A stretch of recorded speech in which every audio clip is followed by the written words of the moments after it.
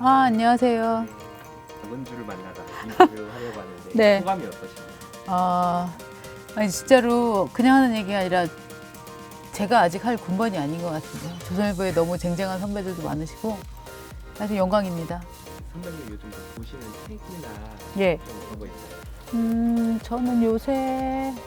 저는 요새 요 책을 좀 읽고 있는데요. 작가들 산문집을 좀 좋아하는 편이에요. 제가 어려서는 소설을 많이 읽었는데 좀 나이 들고 나서는 소설보다 소설로 유명한 작가들이 쓴 산문집도 좋아하는 편인데 조주율 산문선이 저는 굉장히 재밌었어요. 왜냐하면 여기에서 간디, 인도의 지도자 간디에 대한 서술을 하는데 동시대 사람이라서 근데 우리가 흔히 성자라고만 알려진 간디의 이명 같은 것들을 쓰고 있어서 사실 그렇잖아요. 우리가 어떤 신화 속 인물은 그 신화를 그대로 두고만 있는데 사실 그 주변에서 보면 그 신화가 가짜인 경우도 많고 과장된 경우도 많고 이렇잖아요. 왜곡된 경우도 많고.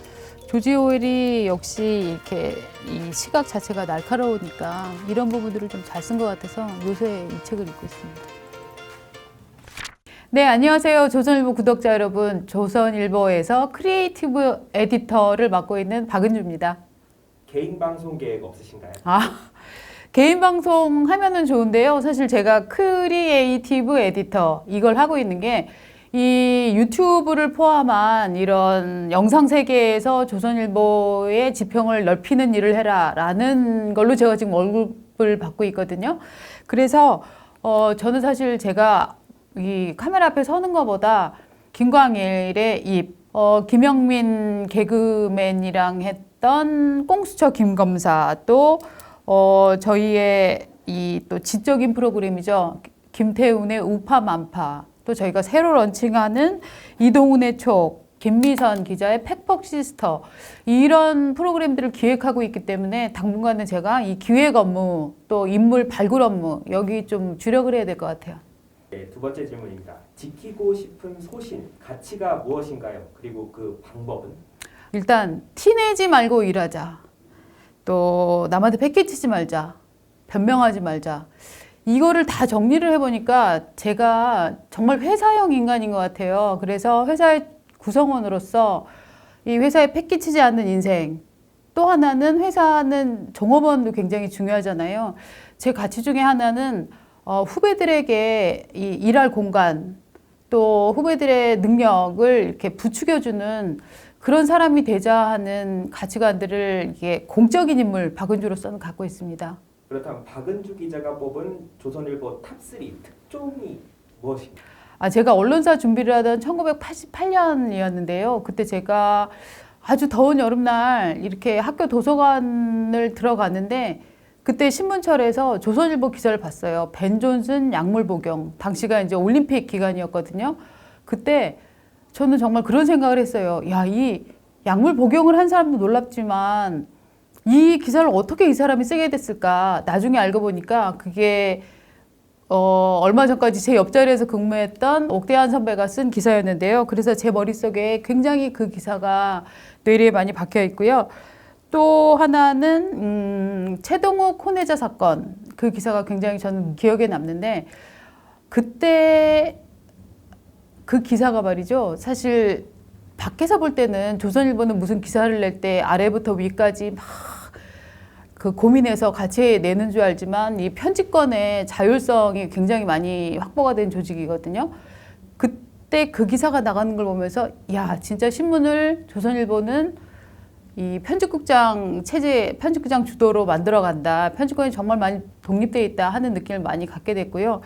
또 2018년 이 북미회담 시절에 이 강인선 특파원이 썼던 트럼프 대통령이 김정은에게 엘튼 존 CD죠. 로켓맨이라고 하는 그 노래를 보내려고 했다 하는 것들은 세계 외신들이 많이 받았는데 그 기사가 딱 일단 머릿속에 떠오르는 최근 몇 년 사이에 이 특종 기사고 사실 저는 조선일보 힘은 이 특종 기사도 있지만 기획의 힘이 대단하다. 왜냐하면 사회 전체, 국가 전체에 이게 큰 숙제를 빵빵 던진다고 생각하거든요. 제가 2015년으로 기억하는데 조선일보가 산업화는 늦었지만 정보화는 앞서가자 이 캠페인을 벌였는데 그때 정말 뻥 맞은 느낌이었어요. 왜냐하면 지금이야 다 이 핸드폰 쓰고 정보화라는 게 진짜 뒤늦은 단어지만 그 당시만 해도 이게 무슨 소리지? 아 근데 너무 라임도 좋고 정말 시리즈 잘 만들었다 하는 느낌이 있었고요. 그것뿐만 아니라 무슨 뭐 자전거를 탑시다, 작은 결혼식, 뭐 쓰레기를 줄입시다 이런 것들이 어떻게 보면 지금은 다 이게 무슨 환경 이런 거랑 연결돼서 심지어 또 자본주의 4.0 시리즈가 있습니다. 이게 양상훈 주필이 편집장 시절에 하던 거였는데 지금의 자본주의는 안 된다 하는 얘기였거든요. 그거 보면서 흔히 생각하기를 무슨 평등의 문제, 환경의 문제 이런 건 좌파의 이슈라고 생각을 하는데 조선일보만큼 선도적으로 이 국가를 발전시키면서 이런 이슈들을 같이 사회적 아젠다로 풀어낸 조직은 저는 없다고 생각을 해요. 그래서 이 특종 기사들도 다 의미가 있지만 조선일보가 이 사회에 던지는 숙제 그리고 그 숙제를 이렇게 풀어갑시다라고 하는 제안 저는 이 부분이 정말 조선일보의 힘이다 이렇게 생각합니다. 말씀하실 때 재치와 센스는 선천적인가 훈련을 통해서인가 여쭤보셨는데요. 기자들이 되게 그런데 어렸을 때부터 저는 책을 골방에서 많이 읽은 편이고요. 그때도 어린이 책은 별로 안 읽었고 원래 원본들 무슨 죄와벌 이런 것도 두꺼운 원본으로 좀 읽었었거든요. 저보다 나이 차이가 많이 나는 언니가 있어서 저희 집에 이렇게 두꺼운 책들이 많았어요. 그래서 그 책들을 좀 많이 읽었고 무엇보다 저를 많이 키워준 거는 저는 찌라시라고 생각을 해요. 무슨 얘기냐면 신문에 찌라시들이 이렇게 끼워져 오거든요. 저는 신문을 읽고 나서 그 찌라시를 읽는 기쁨이 되게 컸어요. 그래서 어떤 때 보면은 갑자기 거기서 환율 인상으로 공장 부도 막 이렇게 해서 물건들을 막 파는 거예요. 이게 무슨 뜻이지? 그걸 보다 보면은 경제의 환율 얘기를 거기서 배웠고요. 제가 또 하나는 버릇이 이게 뭐든지 읽는 버릇이 있어요. 그래서 과거에 읽다가 이제 화장실에 읽을 게 없으면 치약을 갖고 읽었거든요. 치약에 트리클로산 또 실리카 뭐 이런 성분들이 들어있고요.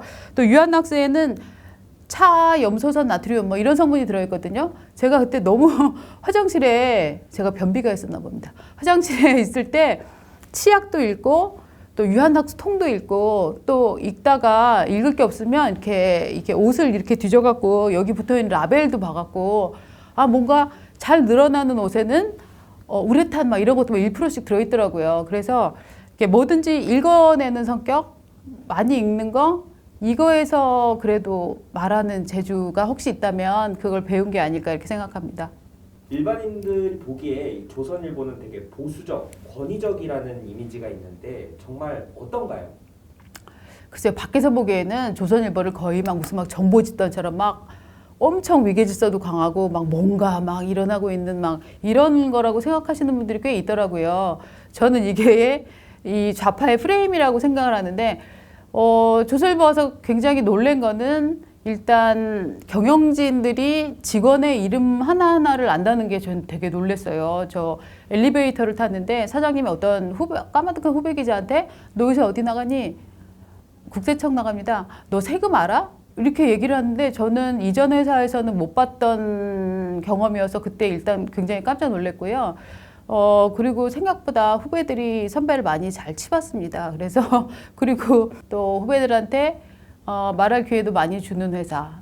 밖에서 보는 것처럼 그렇게 엄격한 회사는 아니다. 하지만 정말 뭔가 이렇게 미션이 떨어졌을 때 기사를 굉장히 틀리지 않게 쓰기 위해서 잘 쓰기 위해서 남보다 잘 쓰기 위해서 돌아갈 때 그 시간들을 보면 확실히 엄청 어떤 집단보다도 긴장감 높게 돌아가는 조직 또 요건 또 확실한 것 같습니다. 지금 이슈포 청천에서 신동훈 기자, 최은민 기자와 함께하고 계신데요. 케미는 어떠신가요? 신동훈 씨는요, 약간 공부 잘하는데 아직 밀등은 못하는 애? 이런 기분? 왜냐하면은요, 이 신동훈 기자가 팩트에 대한 집착이 굉장히 커요. 그래서 잠깐 우리가 얘기를 하다가 팩트를 확인 못하고 넘어가면 이 친구 혼자서 화면에 안 잡히는데 혼자 막 찾고 있어요. 그 좀 있다가 다시 막 얘기를 하고. 근데 그래서 제가 끝나고 나서 야, 유튜브는 흐름인데 너 왜 아까 그거 되돌아가서 얘기했니? 라고 하면 선배, 그래도 진짜 팩트를 제대로 짚어야 되잖아요. 라고 얘기하는데, 저는 그래서 그 신동근 씨의 팩트에 대한 열망, 또 팩트에 대한 책임감, 이 부분을 굉장히 높게 보고 있고요. 최은민 씨 같은 경우는 타사 후배이기는 하지만 정말 큰일 낼 놈이다, 이렇게 생각을 하는데요. 뭐냐 하면, 제가 보기로는 최은미는 좀 게으른 측면도 있는 것 같아요. 근데 그 게으른 시간을 잘 모아뒀다가 취재 현장을 나가야 되면 정말 어떤 기자보다도 빨리 나가는 그런 기자더라고요. 잘 지켜보고 싶은 막내 동생 같은 그런 후배입니다. 갈수록 미모가 열일하신다. 갈수록 아름다워지신다는데 어떻게 생각하시나요? 예, 제가 1989년에 신문사에 입사했는데요. 그때 제가 안녕하십니까 이러고 선배한테 인사를 하면 선배가 너 누구야? 그래서 박은주인데요 라고 하면 그때 정말 욕을 했습니다. 제 얼굴에다가 대고. 왜냐하면 너무 못생겼다는 거죠. 그래서 제가 그 회사에 5년 만에 들어간 여기자였는데 5년 만에 왜 너처럼 못생긴 애가 들어왔냐 이러고 정말 저한테 화를 냈었어요. 그런데 여러분이 보시다시피 제가 막 크게 이렇게 막 외모가 변하는 스타일은 아닌 것 같아요. 그러니까 세상의 기준이 바뀌고 또 이 카메라 이렇게 막 조명도 잘 받쳐주고 하니까 심지어 저한테 예뻐졌다라고 하시는데요.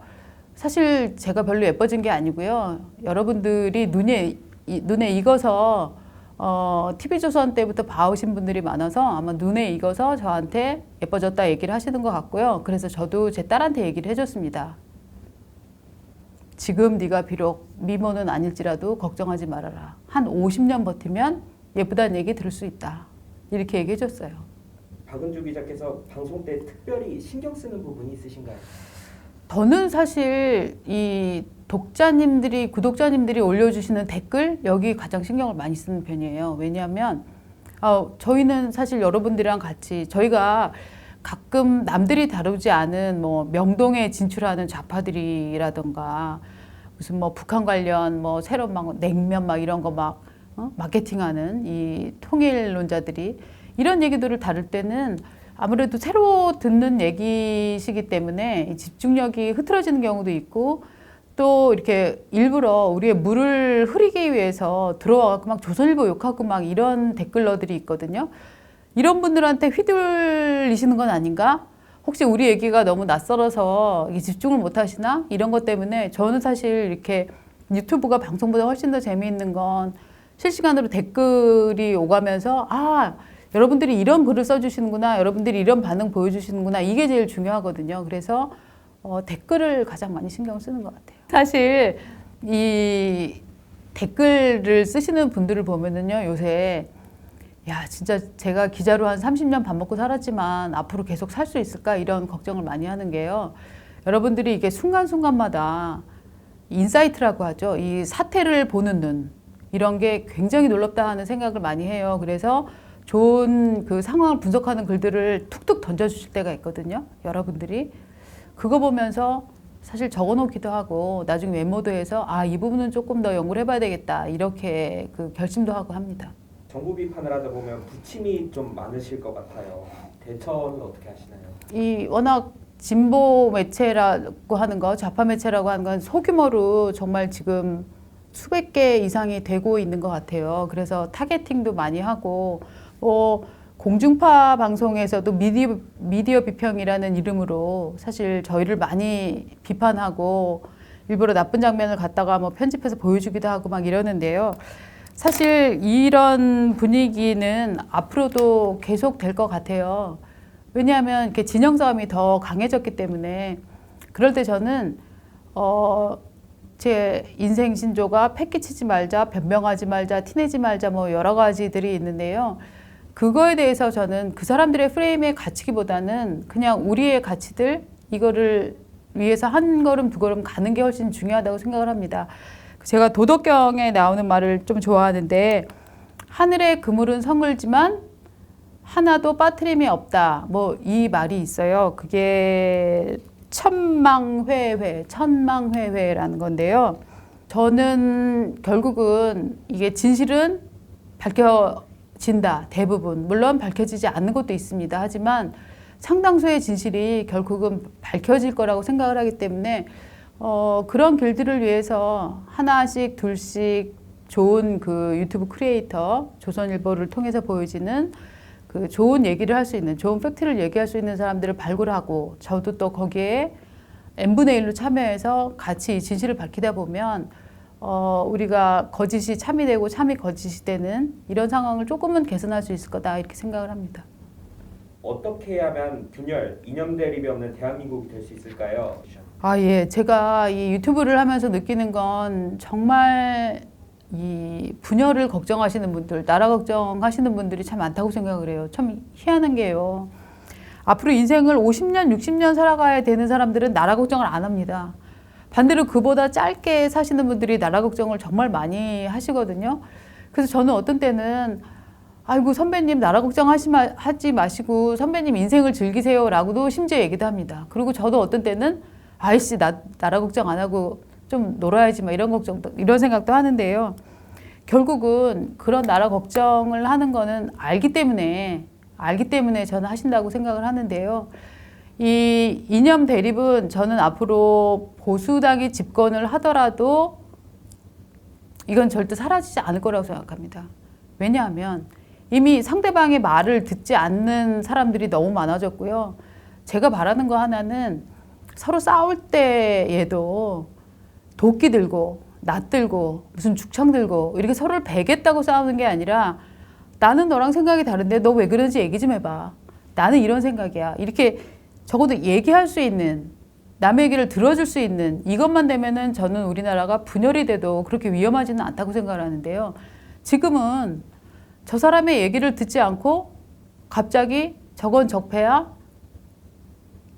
저건 보수야? 라고 하면서 이렇게 낫 들고 가고 도끼 들고 가고 뭐 이런 상황이라고 생각을 하거든요. 저는 우리나라가 조금 더 좋아지려면 최소한 우리나라가 영속하려면 이런 문화를 부추기는 사람들이 집권 세력에서 나가고 최소한 뭐 보수가 들어온다거나 중도가 들어온다거나 혹은 진보 정보가 들어온다고 하더라도 도끼 드는 건 문명사에서 할 일이 아니에요. 낫 드는 건 죽창 드는 건 문명인이 할 일이 아닙니다.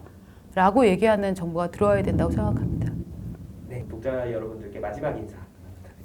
여러분, 저는 사실 신문으로 여러분들 만날 때도 좋았지만 이렇게 유튜브 하면서 여러분 만날 때가 굉장히 좋은 것 같아요. 그리고 제 선배이신 김광일 선배, 또 제 후배인 이동훈 의원이나 또 김태훈 의원, 뭐 또 김미선 씨 이런 사람들의 프로그램도 계속 빵빵하게 저희가 막 준비를 하고 있으니까요. 앞으로 더 많이 좀 아껴주시고요. 구독과 좋아요 같은 것도 많이 눌러주셔갖고 저희가 국내에서 가장 믿을 만한 보수 시사 플랫폼으로 자리 잡을 수 있게 많이 좀 도움을 주시기 바랍니다. 고맙습니다.